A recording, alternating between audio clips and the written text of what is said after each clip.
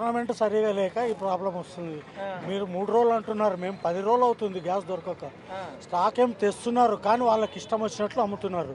ఒకడు 90 అంటాడు, ఒకడు 100 అంటాడు, ఒకడు 77 అంటాడు. అదన్నా మాకు ట్యాన్కి దొరుకుతుంది అంటే లేదు. ఇట్లా లైన్లో పెడతాం, ఇట్లా బండి వస్తుంది, లేదు ఈరోజు బండి కంప్లీట్ రాదు అని చెప్తే వెళ్ళిపోతాం కదా.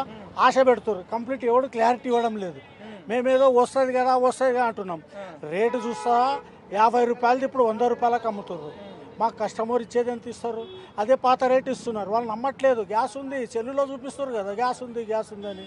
గవర్నమెంట్ ప్రాబ్లం కూడా చాలా ఉందన్న. ఇప్పుడు ప్రజలు ఇంత ఇబ్బంది పడుతున్నారు కదా. ఒక్క ఎమ్మెల్యే కానీ ఒక మినిస్టర్ కానీ దీని గురించి చర్చించిన వాస్తవం ఉందా? ఏడన్నా ఒక్కడన్నా పోలీసు వాళ్ళకైనా సరే కనపడుతుంది కదా.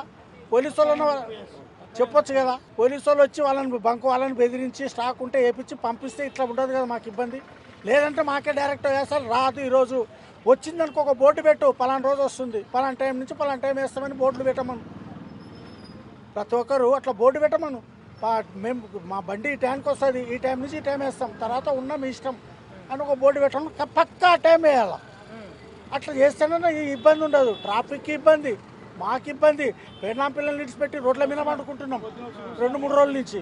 24 గంటలు వాని కబ్జా అయిందా, ఈ భూమి కబ్జా అయిందా, ఆ ఎమ్మెల్యే ఏం చేసి ఇదేనా మీ చర్చలు? ప్రజలు ఇంతగానం పట్టిస్తే ఒక్కడని రెస్పాండ్ అయ్యిందా? ఒక మినిస్టర్ కానీ, ముఖ్యమంత్రి కానీ, ఎమ్మెల్యే కానీ రెస్పాండ్ అయ్యిందా? ఇప్పుడు ఈ బంకుల కోసము నువ్వు గ్యాస్ కోసం ఎన్ని